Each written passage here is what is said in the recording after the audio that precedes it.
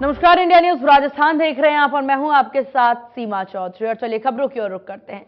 कांग्रेस प्रदेश अध्यक्ष Govind Singh Dotasra corona positive हैं। डोटासरा ने ट्वीट करके खुद ये जानकारी साझा की। बता दें कि कल मुख्यमंत्री अशोक गहलोत और पूर्व सीएम वसुंधरा राजे भी कोरोना पॉजिटिव हो चुके हैं और सीएम और प्रदेश अध्यक्ष को कोरोना होने के बाद कांग्रेस ने कल से जिलों में होने वाले सम्मेलन स्थगित कर दिए। वहीं डोटासरा ने ट्वीट कर लिखा कि कोविड की जांच में मेरी रिपोर्ट पॉजिटिव आई है। डॉक्टर्स की सलाह पर मुझे पूर्ण रूप से आइसोलेशन में रहना होगा। आप सभी भी सावधान रहें।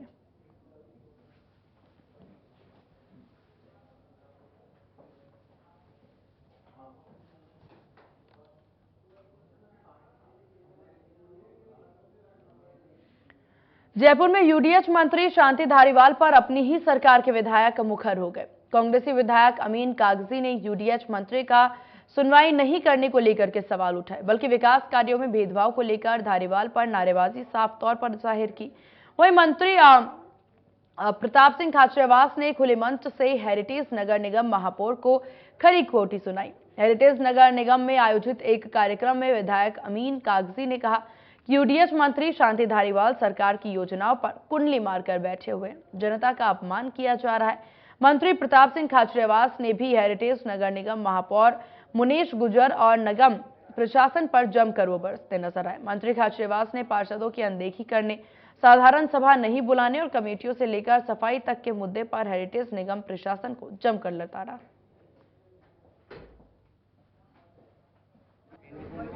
चुनाव जिता सकते हैं, जिता के भेजा, हमने लड़ाया सब पार्षदों को, जीत कर आए। और अभी जो अपने अधिकार के लिए नहीं लड़ सकता, वो पार्षद हो, एमएलए हो, एमपी हो, क्या करे? उसकी जिम्मेदारी है अपने अधिकार के लिए सचेत रहे, अपने वार्ड में काम करे, घूमे, मॉनिटरिंग करे, सफाई कराए, चाहे बीजेपी का पार्षद हो चाहे कांग्रेस का। सफाई करना उनकी जिम्मेदारी है। और कहीं पर भी कोई भी एक्शन लेना हो जनता के हित में एक्शन ले। नगर निगम का मूल काम सफाई है। सफाई के लिए ही नगर निगम को जाना जाता है, बाकी काम तो सरकार कर ही रही है।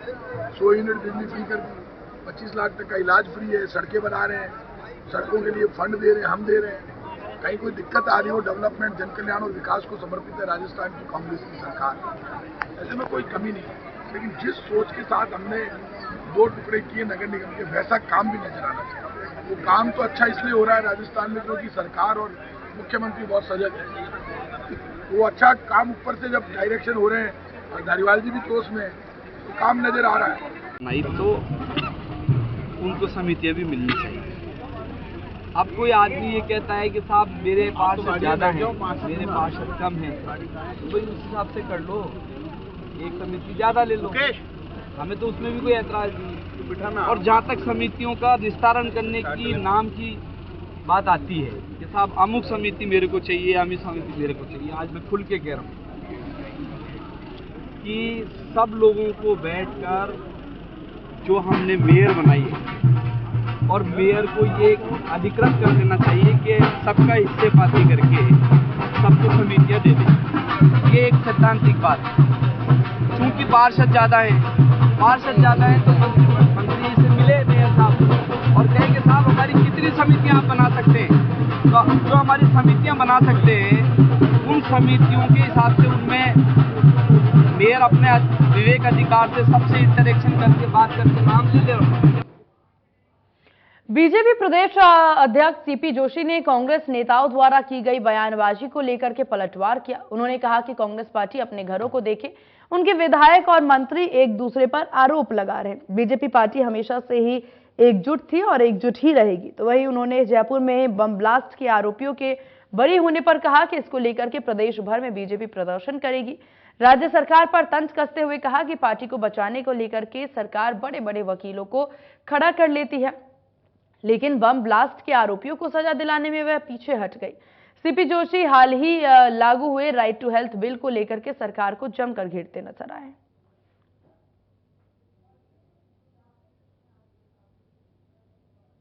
सद्भावना वाला प्रदेश रहा है, जहां हर धर्म मजहब के लोग अपना त्योहार, अपना कार्यक्रम सब कुछ बहुत धूमधाम से करते हैं। लेकिन दुर्भाग्य है कि राजस्थान में आप हनुमान जयंती नहीं मनाओगे, आप रामनवमी नहीं मनाओगे, आप नववर्ष नहीं मनाओगे, आप डीजे नहीं बजाओगे, आप भजन नहीं बोल सकते, आप शोभा यात्रा नहीं निकाल सकते, आप झंडा नहीं लगा सकते, आप नारा श्री राम का नारा नहीं लगा सकते।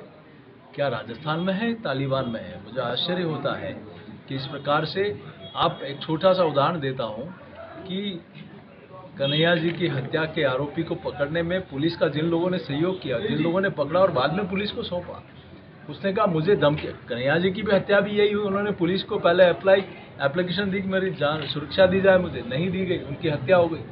अब उनके हत्यारों को जिन्होंने पकड़ा वो भी प्रशासन के पास गए, उन्होंने कहा तुम्हें किसने कहा पकड़ने के लिए। इस प्रकार का जवाब मुझे लगता है कि बहुत शर्मनाक बात है। सर 17 दिन की वो अभी लगाने शुरू कर दिए मंच भाई, और उन्होंने लगवाए भी हैं। देखिए, उनको अपना धरातल पता लग रहा है, जनता का मिजाज पता लग रहा है।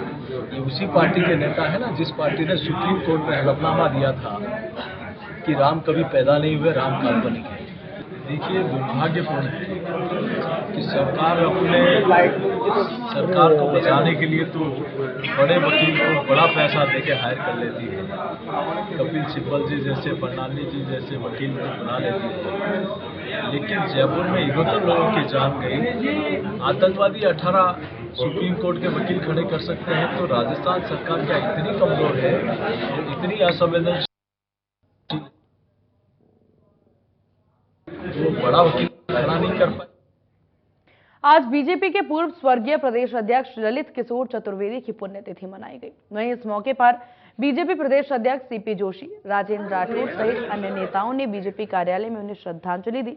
इस दौरान सीपी जोशी ने कहा कि चुनावी वर्ष में मुख्यमंत्री घोषणाओं पर घोषणाएं कर रहे हैं, लेकिन ये योजना धरातल पर नहीं है, ये जनता जानती है।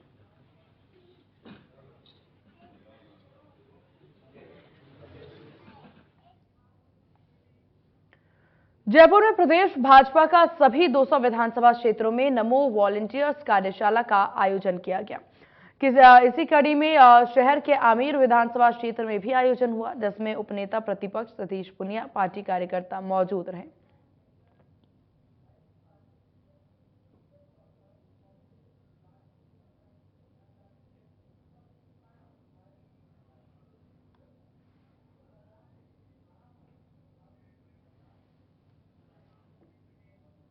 और चलिए खबरों में आगे बढ़ते हैं, जहां जयपुर में गुरुवार को हनुमान जयंती के अवसर पर शहर में भव्य शोभा यात्रा निकाली गई।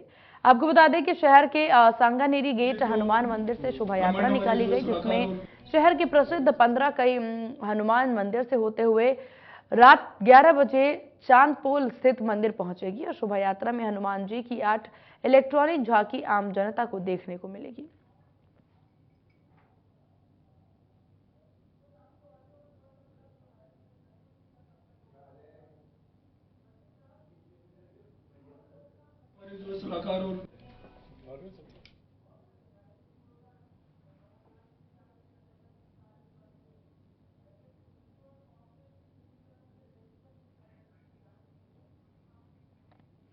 प्रदेश भर में आरटीएच बिल को लेकर डॉक्टर्स और सरकार में सहमति होने के बाद डॉक्टर्स काम पर लौट गए। फिर से चिकित्सा व्यवस्था पटरी पर लौटने से मरीजों को राहत मिली। इस मौके पर हमारे संवाददाता विष्णु शर्मा ने अस्पताल में पहुंचकर जायजा लिया। देखिए खास रिपोर्ट।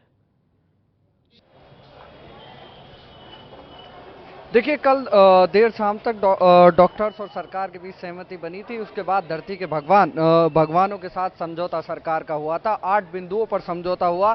फिलहाल मैं एसएमएस में मौजूद हूँ। एसएमएस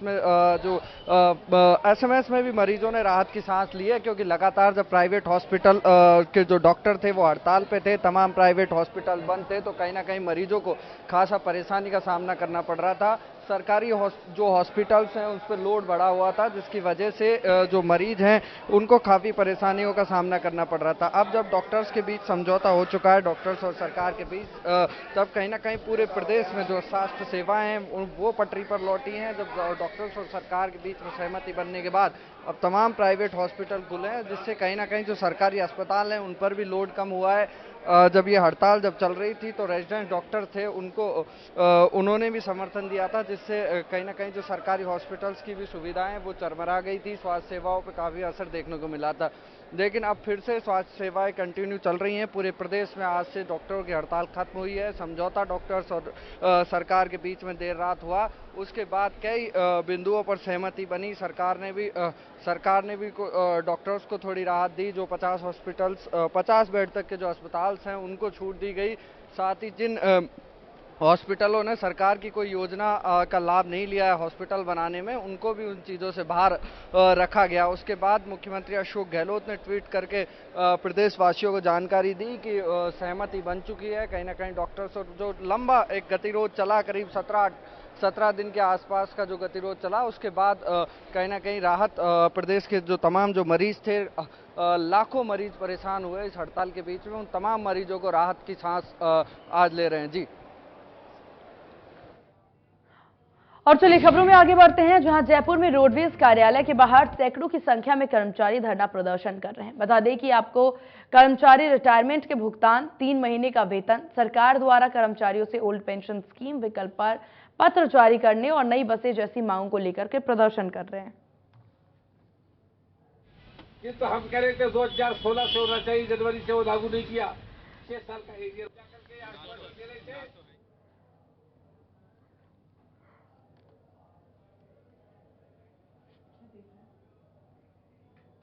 और इन्हीं खबरों के साथ इस बुलेटिन में बस इतना ही। बने रहिए इंडिया न्यूज राजस्थान के साथ। नमस्कार।